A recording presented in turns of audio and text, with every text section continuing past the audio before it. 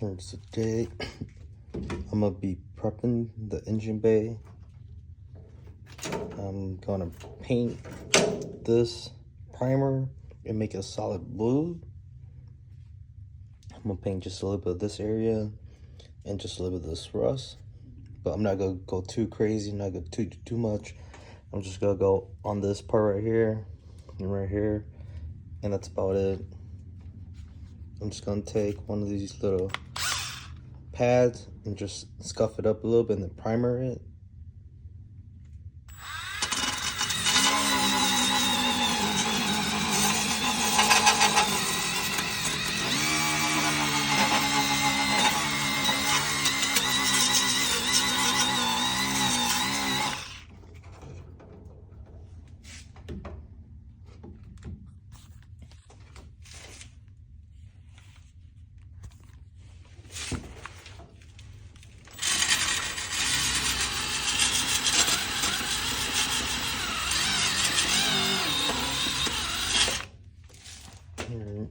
I'm gonna scuff this up really quick and then record again, show you guys.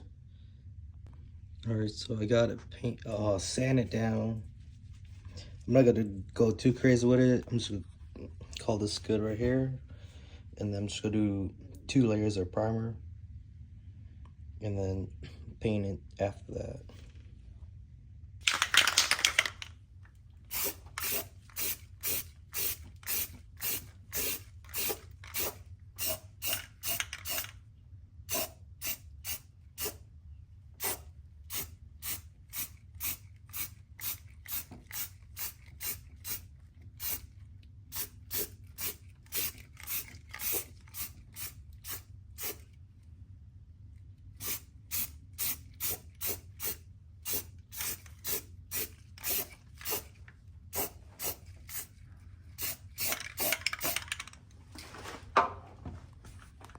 All right, so that's the first layer. I'm gonna let that dry, do 2 more layers, and that should be good.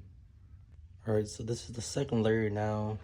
I also did this part over here. It was rusting a little bit, just like this side over here. I might do that one just a little bit as well. But as of now, I'm just gonna do the left side and get all that and see what I have left over for paint before I do the passenger side.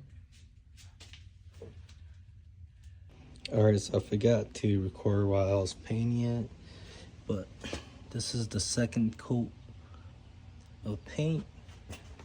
Also painted all that up here. I didn't paint this, so you can see where the paint kind of ends. Painted this side over a little bit. Also over here. Got this paint off of eBay. Here's the paint code.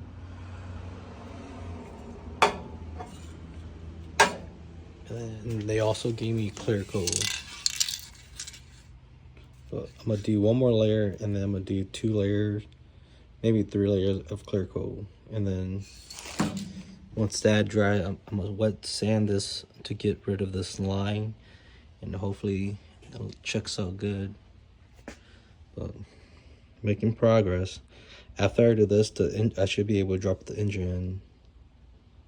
This was what I was waiting for, was the paint to paint this so I could drop the motor in, because I didn't want to have the primer. I didn't want to have that where it was blue and then it was gray and then blue. But the paint doesn't really match. It's a little bit more darker, but it's better than having a primer. And I wasn't gonna send it back because I just didn't want to deal with all that. Plus it's just a small amount, and I'd rather have it all look solid blue than mismatched. So this is the next day. This is the last layer of clear coat that I just put on. I put 3 on yesterday. I just decided to put another 1 on today after it fully dries, just to make sure. And it's checking out really great. There's no run, no nothing. I'm actually quite surprised how it turned out. I just did a little bit on this side just so that it kind of blends in, but you could tell that the blue was a little bit darker. Did the front up here. I'm gonna have it wet sand this just a little bit just to make it blend in.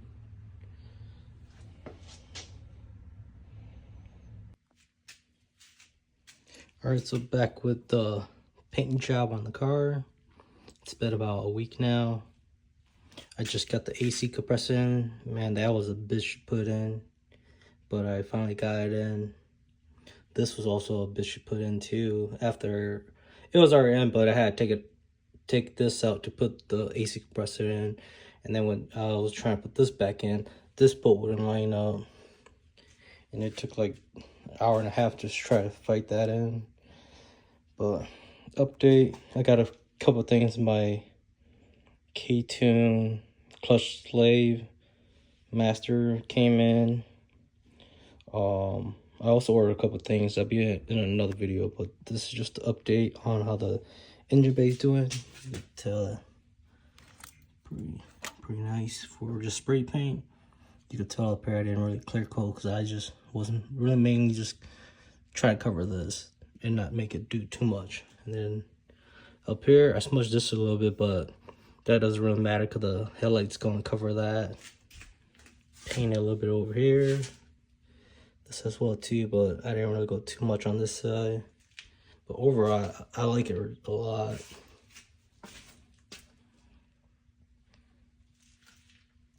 And this AC, the two bottom bolts were just a pain in the ass. Like these two, you could just get it right here.